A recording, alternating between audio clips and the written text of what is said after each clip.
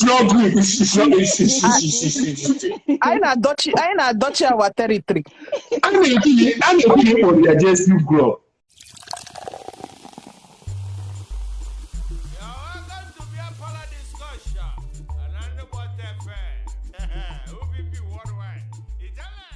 Yes, like I said, na inwe your past, inwe ihe megorogo chie with nwoke ọzọ. Eyotala 45. Inwe ihe megorogo chie with nwoke ọzọ. Yeah. Eburuli abịa na nke onye ọhụrụ. Ịchọrọ ibugodi abịa na nke onye ọhụrụ, ya wụli immediately. Ya chetugodi ka ị mara onye ọhụrụ a. Eyotala mara ebe ọ na-aga. Because ihe nkwe na-ekwu ihe awụ I would love to reply her, but I don't know how to speak Igbo. You can speak English, my dear. I can speak English. Hello. I want somebody. Have you known before the month? I want to have seen as maybe enough. But have you known before the month? Somebody said she wanted to speak. No, hello. I'm talking to you. Yeah. Good evening. Good evening, my dear. Because I have oh, yeah. My name is Equitas Nako from Canada. Oh yeah, Equi from Canada. Equi from Canada. Adamazino. All right. So if Adamazino, is it what it should be? What's the topic? Like keeping your baggages, or do you want to bring in your baggages in a new relationship? Or Adama, is it the advice? To me, I don't think it's right to bring your past into the present. What of the experiences? It doesn't matter the experiences. It doesn't matter. What about people that say learn from your past mistake? You can learn from your past mistake, but you can't bring it to your present. Okay. Okay, so you can learn from your past experience. But you can't bring it to your present. So if you know, in what a matter of you just was I in a man and watch it because it doesn't make sense bringing your past to your present because it's going to affect the present. Okay. So you've never done anything like that, even if. Are you single? Are you single, my dear? Are you taken? Single or taken? I'm taken. For good or for granted? I'm taken. For good or for granted? For good. For good? How do you know? She was taken via my live video, my mingo yesterday. Oh, yes. He was a money. Hello. He was a money. No. Of course, now we mingle there. Yeah, we mingle there. If you make on the man on your head, when you're on your money, she greeted me as Madame Adama. So you like the guy? Yeah, he's good. Good. That's just what I want to hear. No, Canadian girls are not fully booked. Even American. It's just that American girls, they want someone that has something doing, not just somebody who dwells in one business or the other. Is not tangible. That is not like seeing. They want to see what you are doing. Most of my girls, they want to see where you're working. You know? Okay, how to me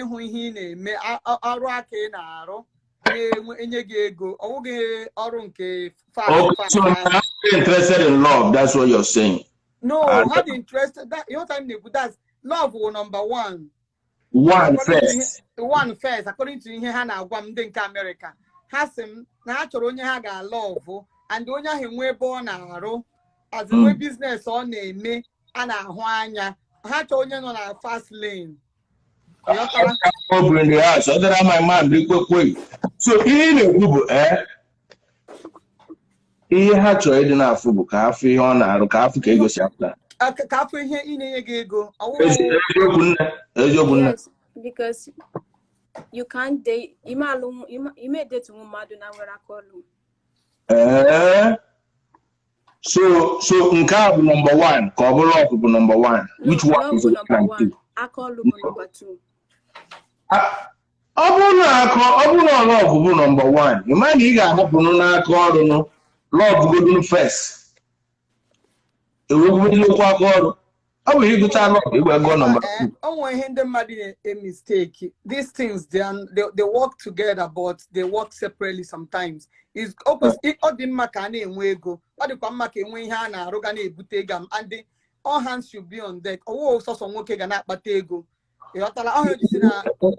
N'anya ka hapụ ime mistake na ya nwee ndị azụ a chọrọ ịghọta ihe m chọrọ ịma bụ kedu nke bụ the number one kedu nke bụ first. Everybody were different choice. Some people ego bụ number one, some people love bụ number one, so everybody is different. Everybody's choice are different. Okay, hello, let me start with this tool that is here now. At least ndị nke nji aka ofu ara eji n'aka. Nnabuko, kere number one for you. Yes. Love is number one. Love is number. So in mind you can fall in love. Without minding your you sure? Okay. You say it's an honest answer. Okay. I hope you can deal with it when you find out what he's doing. I'm not going to find it out now. Okay, much. It's simple. Yeah, love. This is not how love is supposed to be. No, the girl na look nyawa. She oma na we na the guy and where for na lo. No, but the girl who say it again because the girl na lo like na akpata ego nke mwa. Na nwoke me nwere ngemi ke nya ko jilu bidon dia. Okay, you get nya ko jilu bidon dia. Oh. Onye ọla dị n'iche n'iche onwe ndị si na ihe a chọrọ wee ego and ihe a dị chọọ ego na ha lụọ onye dị poor onye ahụ nweta ego onye ahụ achọ nwaanyị ọzọ tụfuzie ha so onye ụmụ nwaanyị ji akpọzi ego aha first. Ọ nwere ihe post wee maa na nwere ihe gbasara ego na marriage because ndị nwere ego ndị bụ billionaire nwa nke nọ na marriage they all scattered all over the place. Yeah. So mana ego do so even bụ super glue eji anya iwe ọ bụghị ego ọ bụghị love ejebe na ego asị mba na ọ bụghị ego no love ejebe na love asị mba na ọ bụghị love na ego dị anyị nọ gịnị what is all this? A lot of people say it's money, but to me, let me tell you how I feel it is. Ụmụ nwanyị na-eje n'ego anyị nwa bụ ụmụ nwoke bụ ndị na-eje na love.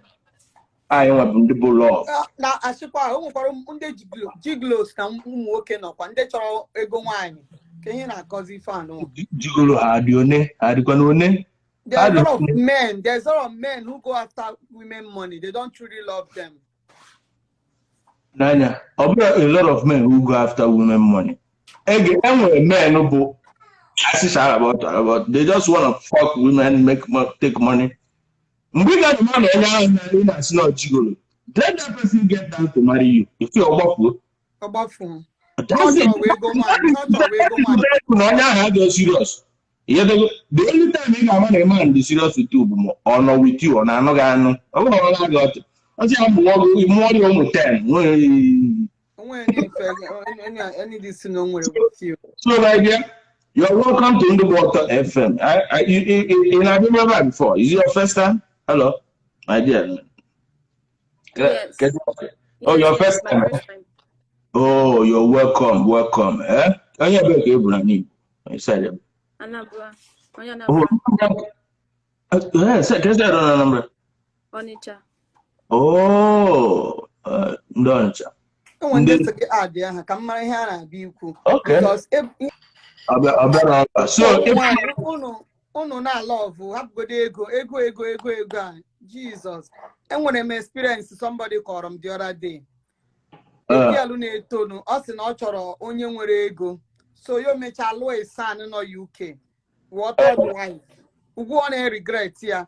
Now on a deep board, loneliness, we are not a way go when motor or choreba, obinezi bolo, but she's not happy because there's no love again. When they are going to choose it, want a kiroga love.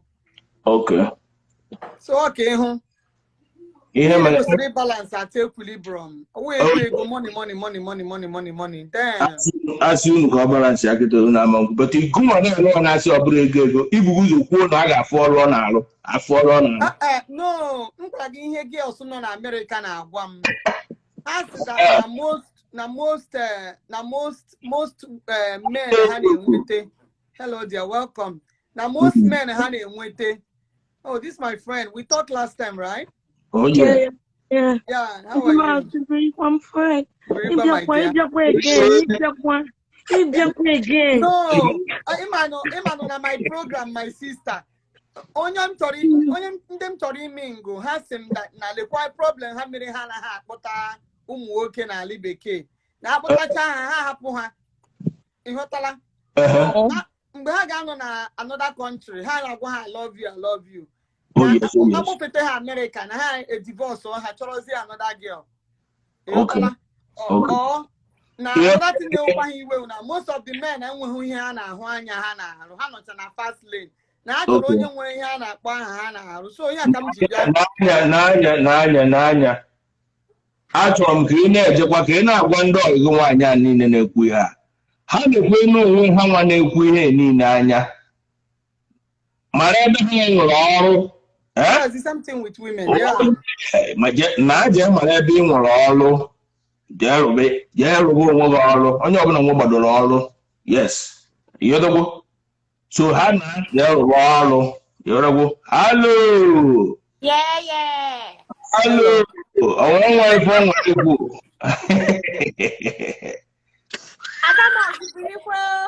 Birikwa nwanne m nwanyị, welcome. Hello. Nwanne m nwanyị, Flo. Asị gị ngwa bịa kenye m nke m na adịkwa m single. Onwe mere just no send a message. Thursdays ka anyị na-eme mingle yesterday. People. And I nwere WhatsApp na ekekwa ndị nwere broad shoulder. Ọgwụgwọ maka anyị na-asa ego. Ha ka nwee problem. Ị ga-ewe ihe ọtụkwa ndị makwa eme. Onye nwere broad shoulder. Ị na-aghọta? Go on and onye na-eme. But I talk about your wheat too much.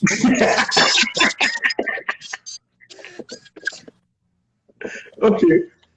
Fashion 1010. Who showed there? The guy who got it together. Fine boy. I'll fine boy and all the body together. Fine boy. Okay. I'll fine boy. I like him here. Kuno. Iga. The one that got best madam as in your money ego. Take it okay. Okay. You're missing her point. You know, I'm happy. This is my friend, my sister. Get it? Sigi na brush shoulder na masi kwaya. Mana ego ka de kwaya. Otoponye baraka. Okay, in addition, in addition. Yes. Okwa maka odu that man there we go in one akoro. No. Oh my. See, do you know what? Nka was a different thing. Do you know that my men no na my forum na chelo wine they go together. Ego di mama. Ego di. In fact, you need to come and see here in media. Who came to go to come and bring? Oh gosh. No, I'm not that level. This is Nanya. Pastor. Here are some mature guys who want to settle down for real. I'm not kidding. Okay.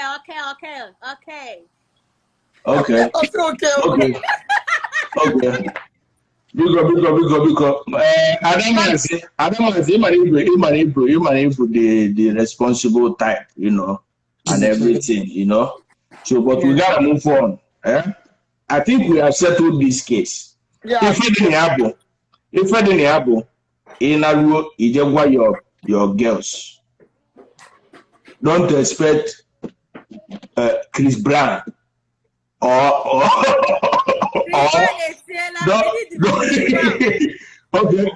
expect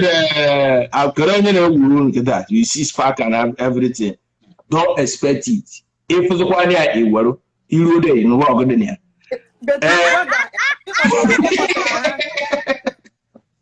Achọm ka ha kwuo ha topic anyị today. Inwe enyi nwoke ochie, inweta nke ọhụrụ, ị ga-eburu ihe mere gị na nke onye ochie bịa kọrọ onye ọhụrụ immediately gị na ya meetiri. No.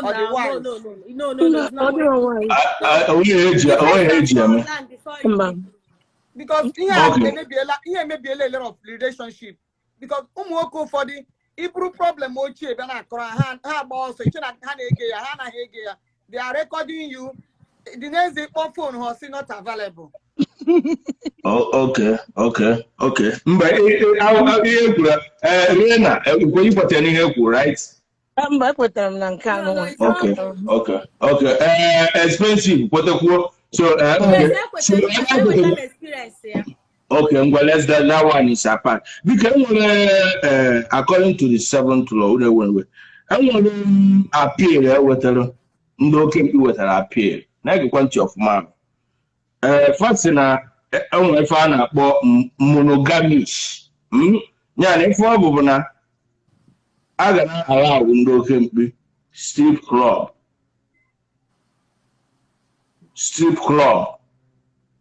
porn hub, and a little bit of flirt or a walk.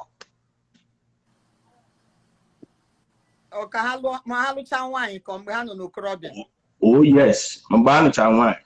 Hey, if I walk when I'll wear the now you never strip club. Every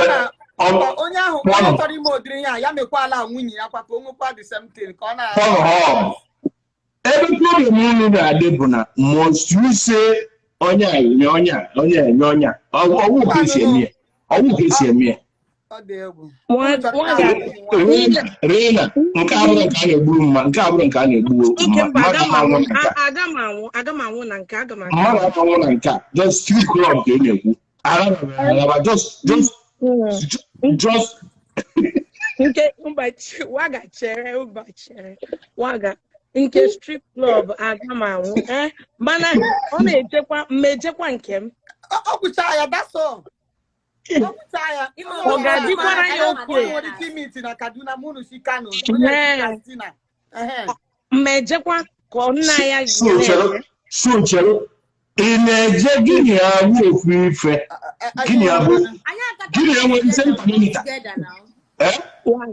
together.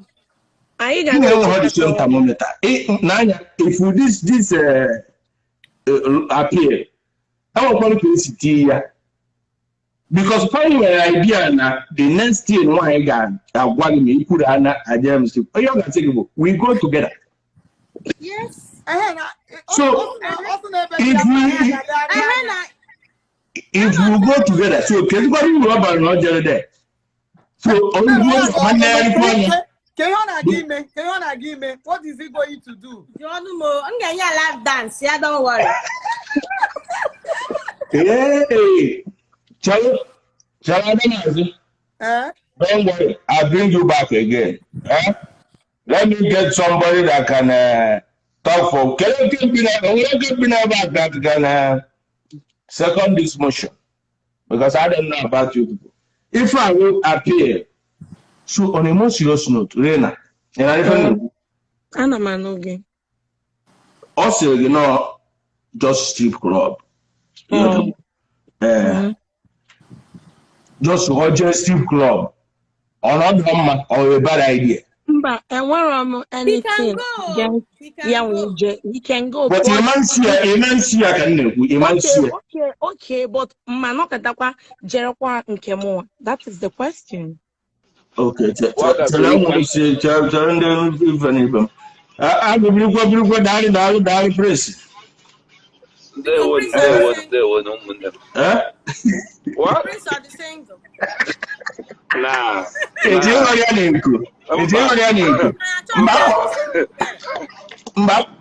I shall want Diego. I shall want Diego. I'm in the boss. I shall want Diego. I'm in the boss. Talking about Diego, and I just need Diego. Now, boss, I want to let you go, man. Diego. Yes. So, Prince, Yes, ị one na-aghọta ife ndị a na-ekwu na-agọta ife a na-ekwu. enwere apịl ọkwa ndị oke mkpe ibe anyị kwadekwara ife anyị nọ dịka ka o si wee na-ewutefa dịka Ịma na ihe Ada Maazị na-ekwu oge a onweghị ihe dị njọ there, but my only problem there bụ na ụmụ nwaanyị anyị chọrọ nwoke nwere aka ọrụ. Again, a na-complain aga Nigeria kpọta nwoke ọ hapụ agbaso nwaanyị ọzọ. Nwoke anyị kpọtara from Nigeria, ị na-treat as nwoke ka ị na-treat as no slave gị. You know, these are the things. I have seen it ọ nwere ụmụ nwoke they are the luck, they are not lucky enough, enweta ha nwaanyị ha nwa ji ego ha, but nwaanyị ha ji enweghị ha na-arụ from Nigeria abịa here atọ na ihe ọzọ, still anyị nwa na-anabata ha otu ahụ, but then ọ bịazie tu nwoke. In fact, otu ndị be ụmụ nwaanyị anyị si eti etu nwoke, nwere a lot of them like na-arụ nwere ezigbo ọrụ ụmụ nwaanyị. Nwere ụmụ nwaanyị, enwere sisters here. Ụmụ nwaanyị ha emeghala ka ha lụọ nwoke ya enwe ihe ọ na-arụ. But like you ask them, ọ love ka ị chọrọ force ka ọ bụ ego? Ọ bụ na ị chọrọ love, go for the love, and then change to ihe chọrọ ya, help ya. Man, maybe tomorrow, Sarah ma say, "Oh, I don't care about your money. I make my own money. You make your own money. I go tomorrow, shop and pull everything, and you make your own money." Fuck you see the problem? What about your own money? Can you hear together? Neither. So, can you go? No,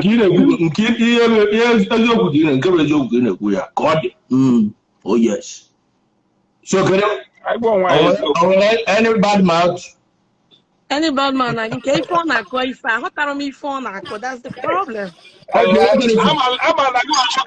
okay like it. Oh, they like it. I go Kevin or Nigeria. Kevin, listen, my brother. You need to retract that statement. Ego is the least of my problem. No fighting, but Cherek and Waga. Move be a very realistic person. A Jew fan of banana. You understand? I make my own money. And you're gonna make your own too. On your own, you know, everything and I work. So you're not gonna tell me like. Meanwhile, you need to tell me what is love.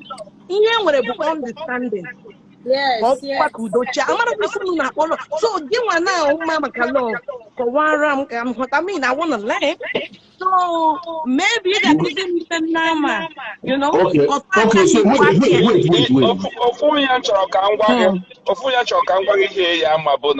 You make your own money, I make my own money. At the end of the day, you want to spend my own money. It don't matter. You don't know. So, it doesn't mean. It doesn't mean.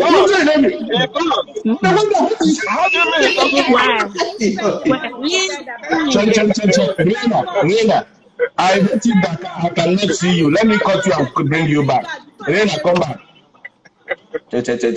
Hold up. Fire Rena for me. Nana, on a more serious note, I want to come in. You make your own money, I make my own money. Yes. Then you make your own money, they spend my own money. It's not matter. Why would it matter? No, Waga. So can you not hear at table? Can you not hear at table? I don't want to have you everywhere. So won't you bring on that table as my wife? Right there, the house. You understand? But at least Akukana. No, but every time I have that because I'm not cooking in the kitchen. So that thing I have every time. We both work. I want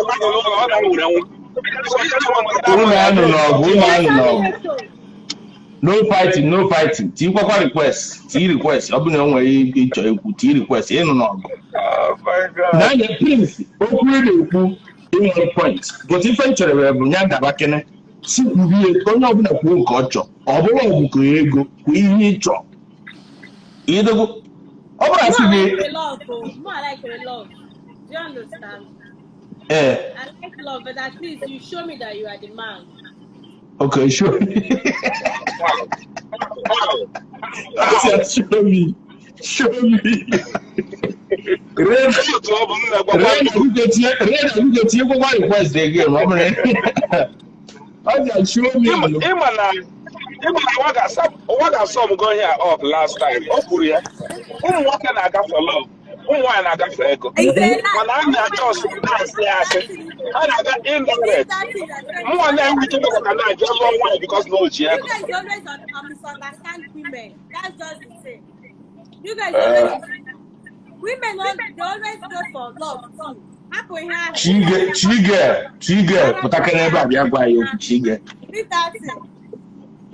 If you love love, obere si chakwa ni love.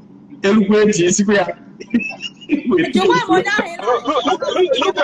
Look at the list Doc Chiso last time. But in your show, what kind of show they are? What goes for love? I don't care we want on. We'll work it together. We'll fix ourselves.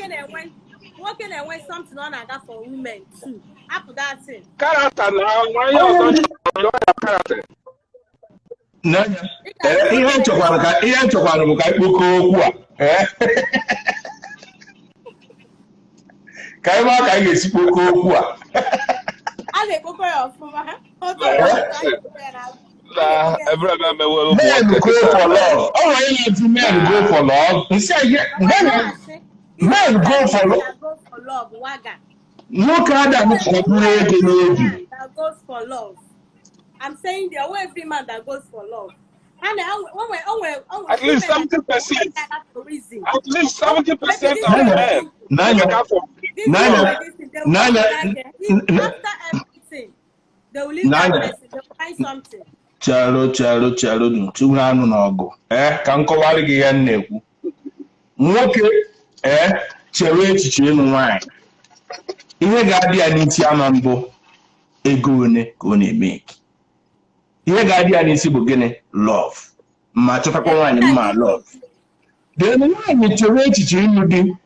Ihe ga-adị n'isi bụ gịnị? O jikwa ego. I can see you there now. No fighting.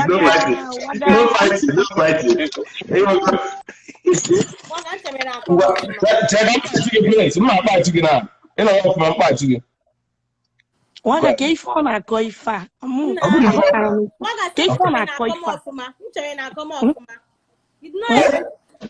What is it saying?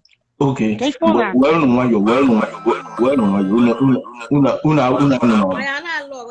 saying the point though. Chalo can choto folk can be gonna because I don't think you will understand. Be the single because I told you that they single. Waga. Okay, Chatoya the realistic too. I'm telling you, realistic. That Waga, him are the truth when some people come online. Just you can't say like that. Hello.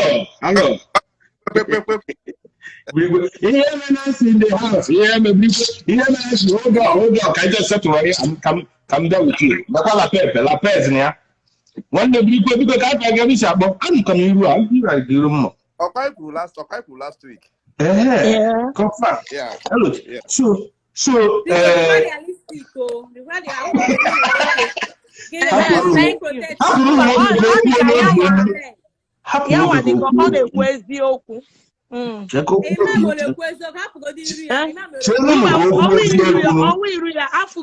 the spirit.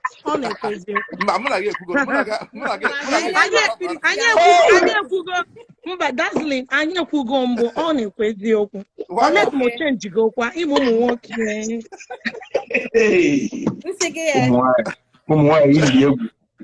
Waga ihe niile na-ekwe ebe a dị mma ịghọta. Okay.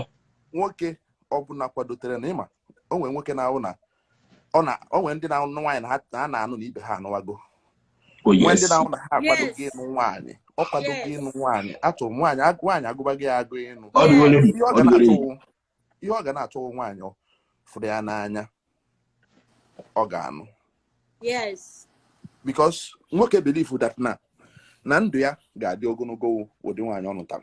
Yes. Ihe na-preserve nwoke ihe na-eme nwoke ototo ogologo na ọnụta ezigbo nwaanyị. Nwoke nụta ajọ nwaanyị ọnwụ ka ọnwụ. Yes.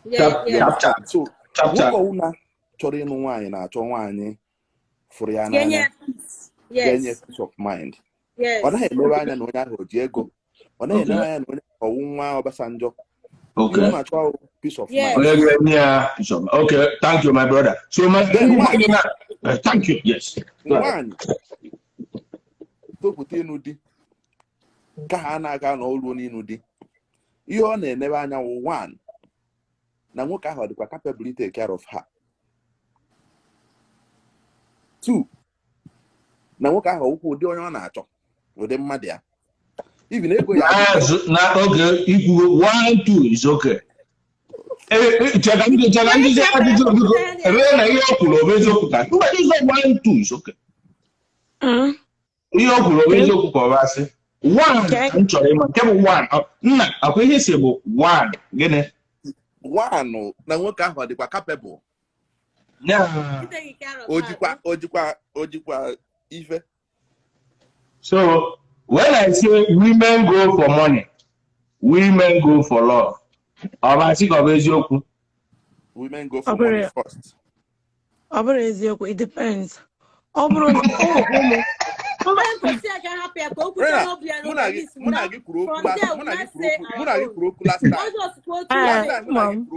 time when I get Koko, and I say, walk up na jab bamba batego before.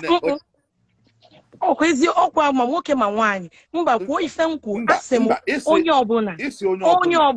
But na onye na eduro, erukwanagi na akoko because na iga how you got a hospital rotor, mother plastic million. Okay, but that is the truth. In other words, and when anybody tries somebody the lazy, that is what we are talking about. If in a good the different, it's not working wiki gene or somebody, you know. Only oga kia you for whether on a many thing or not. But tell you what kind of man is that? What can a jirego? Ageja chonwa in a jirego. It is very rare than a movie called name. Kind of reality. What can every him now understand because here in when he could that time like it. If somebody online, you have something so that onye no na viewers ga hota mota. Yes. You understand? Okay. Chorin one gain capacity. Yes.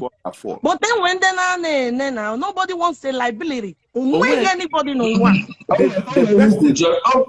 You come correct your one impression to Rena. Rena say nwoke na-eji ego ọ na-achọ nwoke ọ na-achọ nwaanyị na-eji ego. So in the sense you know no nwoke ji ego na-achọ nwaanyị ji ego. Is that what you mean? No. Nwoke ji ego nwere ike ije chọọ nwaanyị na-ejiri ego. I can get that. It happens. But nwoke na-ejiro ọ naghị ejebe onye na-ejiro. That is the truth. Okay, nwoke na-ejiro adịghị ejebe nwaanyị na-ejiro. Thank you. That's it. Waga, when we talk about Waga, can break it down in a way. I got a mebonaga. Nwoke na aka esi ike anaghị aga achọ nwaanyị nọ nkịta ọ ga-achọ nwaanyị nwere aka ọlụ. Thank you. That's what I mean. Nwaanyị na-akwa akwa. Nwaanyị na-eme just ọ ga-achọtara nwaanyị nke na-eme something. Yes. You go but ọ ga-abịakwa na level ya. The main thing nwoke ga-amakwa na ịgbarakwa mbọ nweta ego nke ga-arụ ga-emekwa go ịsọkwa gị na-achọ onye nwere ego.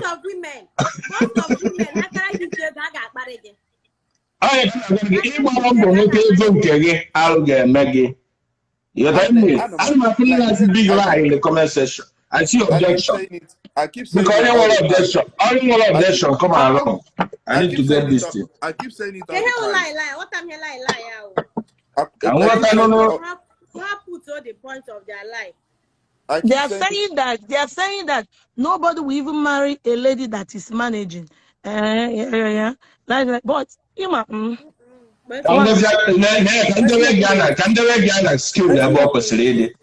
can go see skill me opposite able. No ego, check and patch expensive. Now, no ego, Akajak, that's why I keep telling women, I have my own money. What you gonna say? I have my own money. What can I do? Oh yeah, man. What I see if they see what I bring to the table is my own money. Where you do them? Where you do them? So even in the go ahead. In the other way around, okay. Obuna, like I said earlier the other day, no. Hello. Okay, on our total na I got here. Bamba. It's not a good one. I know by her, okay, Diego, on your one. Yeah, but you can be. Thank you. Yes. Oh, yes. A marriage require money. Oh, yes. Everything on a marriage require ego. Oh, that's true. Yet, I know, okay, I know, only na have bumbo. Can I bring back Prince? Can I have a Prince? Prince. I have a Prince. Prince and Kenobuna Moto. Oh, Prince, I'm going to get born because he was on transit. I'm going to go. Oh, yeah. So go ahead. So, onye bia gekwa ya ona ha agbabu mgbe ya dobulu mgbe ya mgbe ọ na-agba because if I na-eme kita with ego ka ọwụ. You understand? Oh, yes. That's true. Na marriage atọgbu onwe ya ugod na love na marriage a ego dịkwa ya too much ọ dị mma no matter o si na nke nwaanyị o nwere ike nwoke enwechara nwoke na ha nụọ nwaanyị edevelop nwunye ha na-eme okwu ọfụma marriage atọgbukwa onwe ịghọtago. So mara ndị marriage ekwugata gị fọ dịka ọ nwere ife ọzọ ka m nweta your opinion before ntụọ ife na kere nke batara fụrụ nke ka nnekwakwa afa gị anya ịma afọ na adịba Fabrics kenu Fabrics ka efi nwe egwu n'okwu a nne oye First of all, yes. ọ bụrụ nwoke niile na-anụ nwaanyị ji ego. Ndị ụmụ ogbenye na-anụkwa di na nwaanyị. Ọkwa ogbenye na ogbenye abi? Yes, ogbenye na ogbenye na-anụ. That's where I'm coming from. Oh yes. 100%. Oh yes. So, secondly, for myself, more I choose love before anything because I believe that. Oh, Brazil, Rena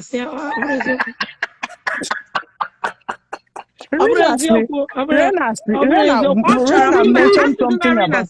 See, people are trying to understand this Rena. Rena be a realistic person. Rena na wonye obuna je gba wambo. Ma woke ma wan. Why is Rena but Rena okwete na ụmụ nwaanyị na-agafe ego, ụmụ nwoke na-agafe love.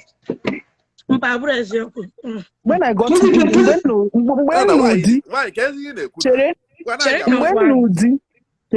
Nudi, Muagara for love.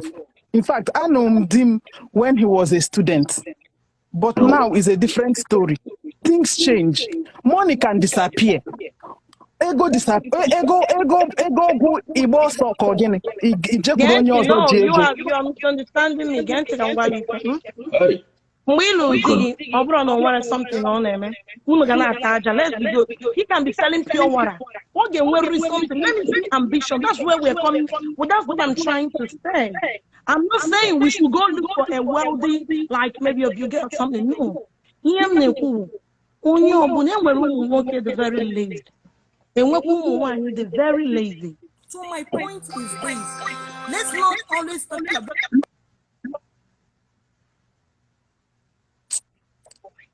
This, that, no. And when you look at it, what they have most times in marriage is more of understanding. So, like no, you got understand there. That means you understand every time they can have it in a dinner street. But you go ahead. It's an little diggy or full meeting in high school, I mean, university or something, right? If that young man that time were an addiction, he was going somewhere on a feet, and you both whatever made that work out, right? Okay. So what we're saying here is this: and when the Nadia, love, okay, and when you're working waiting for party, when for me, that's what I'm saying. That's not right. You will never be happy, man. Go ahead. Okay, but you when somebody would that and wait for me, it don't matter how little. And wait, you know that tomorrow will be brighter. Yeta. Why someone I check over here all this while? I'm not saying you have to live for you understand? So if I'm you see what I like about this team? You two have very nice points. And when they support to Rain, when they support to Fabrics, we have Iriam and Nancy looking so dashing. I'm going to come marry this night. Club, my brother. Yeah. You see. Yeah. What are you not talking? Represent all of us right there. Yeah. Hey. Oh. Na kwa nwa abia na ndị 5G abia. Ndị 5G. Mama kwa anya. Nwa chakwalo nke ikpeazụ. Na Friday is a Friday pumpkin. What are you not talking about? You get to about Nigeria again. Yeah? What is all this? Let me go. Welcome. I wish I answered your club. But can you wait for these two ladies? I know these two beautiful Congos here. I know a different thing. I know a different thing. Can you you guys hear me now? Yes, very well. Very well. A better connection. I can stand here. I'm here. Yeah, I'm not in my bag. Yeah. I'm a more half for an hour. I'm a more half for an hour. Medicine. Yeah. Man, you see, I am so you know, nice. Okuokwu aha na-ekwukwa since so asị m na ụmụ nwoke na-abụ achọ nwaanyị ejewe for love, chọta onye dị mma, mana ụmụ nwaanyị chọba ịchọ mmadụ ị ga-ebu ụzọ chọgodo onye nwe something, ị ga-achọ ego first of all, right? Okay, my own opinion, no. My own opinion. I will marry somebody that will be able to take care of me.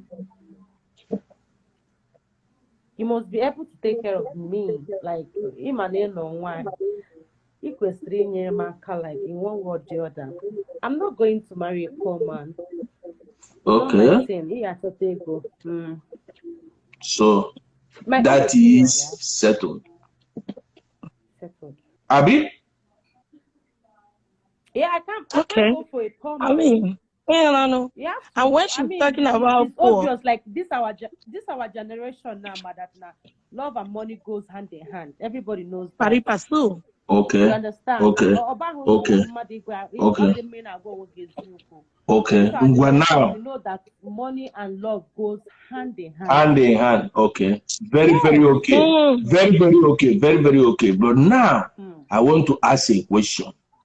Fabrics. Don't go close where guy if you're gonna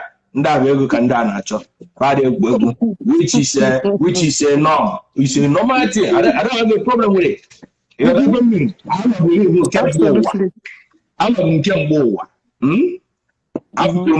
not she's speaking my mind.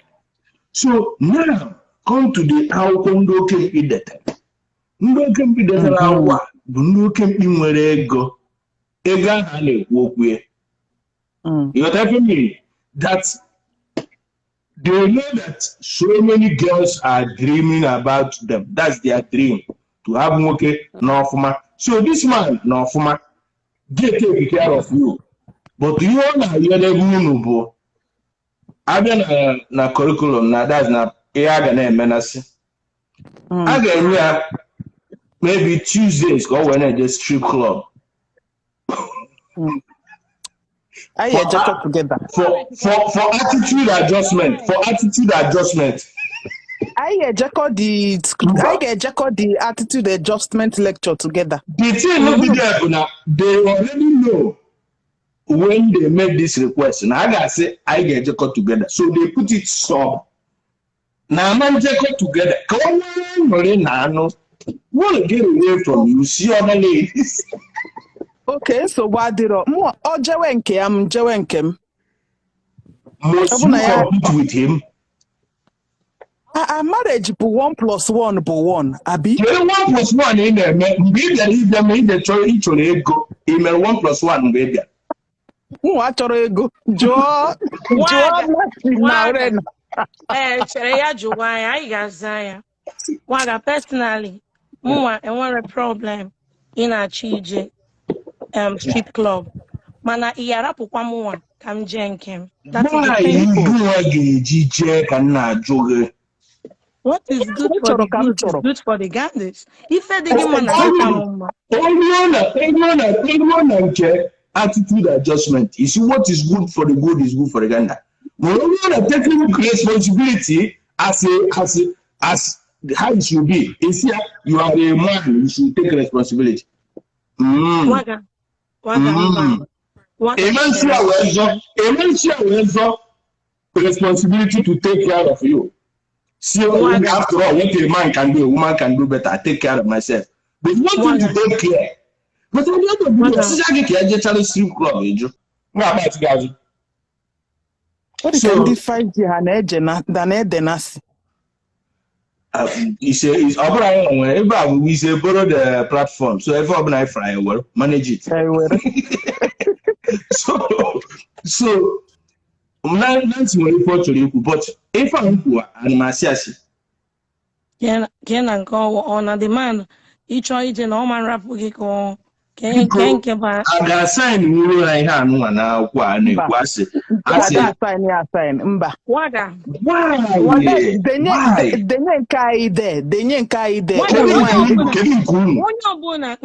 Onye ọbụla ga-agara nke ya ọ jekọta ya ọnụ. Na this aspect, una say ka dey equal. Man, only taking care of you. A simple, the man will take care. Can take care of myself. I said, I'm only going to take care of me. Ihe nna si na ga ejeka ya ọnụ. Why you dey teach? Happen nwoke ka onwe anyị, no. Abụrụ mmadụ. Even after taking care of you, na-eje spa, ọ na-akwụ ụgwọ spa. Ọ na-akwụ ụgwọ ịchọ Hermes bag, ego Hermes bag, ịchọ Louis Vuitton, ego ịje shopping na Dubai. Ego Range Rover. Clear who come and get this strip club. Hello. My man, you go. Dalu na. Look up like every Saturday. Okay. Confirm. So, Kevin, where you go?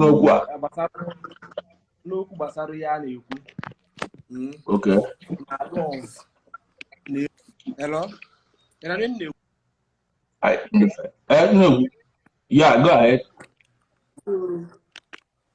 Someone na bia aru maka ego in terms of marriage. Oh yes. Reason you ekwu e be say most of them ebe anya ha na-eje bụ ihe oyi ha nwaanyị na-eme. Oh. Oyi ha nwaanyị nwere ike di ya na-eme ihe ego. Nyawa na onwe ya, ala ikwu ka nyawa na onwe ya na-emekwa ihe ego. Nke a bụ normal. Ezi okwu gị. So but ka ndị ga-ajụ ịnụ nwaanyị gara nke na-eje strip club. Nwa nwaanyị bụ na o nwere ka o si ede m ka nje gbacha strip club. Mas na m ga-eje eso m because that is it ezinụlọ. Okay, o si esi ezinụlọ ya. Exactly. Maka onwere anything like ya batagood n'oge. Nwunye gị ga-ekwete ma esi ya na ịdalọ. Ịbata esi anụ gị.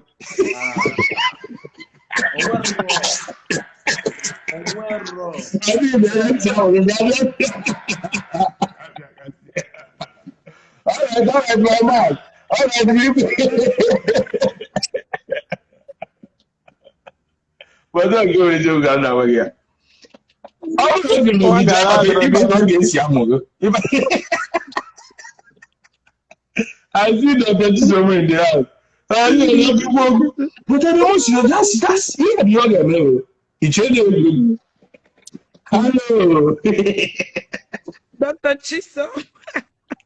Waga, if you can hear all these boys now clearly, especially Prince, Prince is never not one master like Muniana, the same Hey. the same. No. Nanya. I at the end of the day. I go fundo kepi so manage us. What I'm trying to say, this issue about strip club, right? So I remember the first time my husband got strip club. I was actually the one that took him to the strip club. So if you're saying that Moke is supposed to go to strip club, then I'm also allowed to go to the strip club. Exactly. Hold on. Other strip club. Did he get a lap dance? Yeah, he got a lap dance. I was right there watching him. It's okay. But I was right there with him. Okay. I would have loved to ask you a private question. I don't know if you can. I'm your button.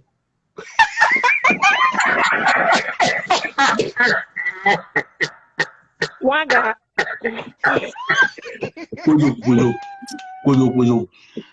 I mean, that's normal. But like you're not gonna. I mean, after the dancing, we still go home together. Whatever happens after the dancing, exactly. Me and him. But I was there, so it was even here in Atlanta, for that matter. So that's what I'm saying. So you can't be saying that why shouldn't we can go together. Exactly. Yeah. You can go together. So because almost on strippers in a keko. Often I now dig kezo. All a chich dig movie sieba. No. I don't think it's gonna be that disrespectful. No. It depends on understanding. Okay. Let me find out. Rena, Gina do so Jaja with strip club. Maybe I love that somewhere, but your cake is feel. Well, the truth, Buna, I'm on the Chapama, but some get you. Hey!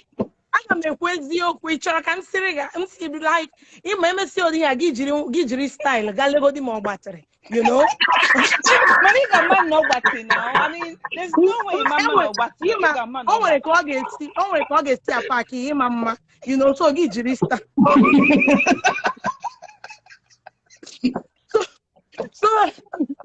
So I'm gonna man or ever if I watch here, exactly. Do you understand?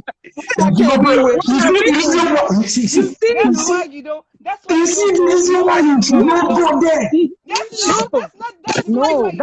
should go. Yeah, that's why you should go. Yeah.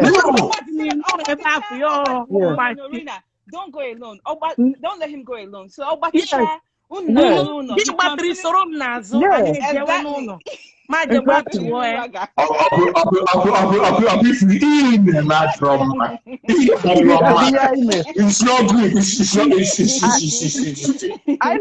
I not dodge our territory. I'm looking for the adjustive club. But yeah, massage. Obanye mayor massage. He got all wife like a stripper. Of stripper no there. No, but the girl is not just only dancing on him. The girl is not only dancing on him. She's also dancing on me too. So if that's what we both enjoy, why can't we enjoy it? And right? Yeah, I met up most of the time, we don't have problem bringing women to strip club. We don't bother about them much because somebody here get no one you behind there. The only problem I bother about. I'm what you.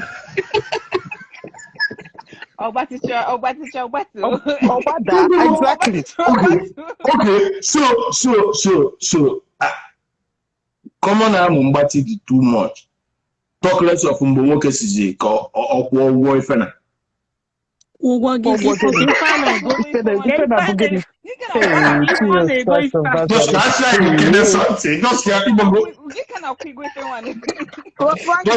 Just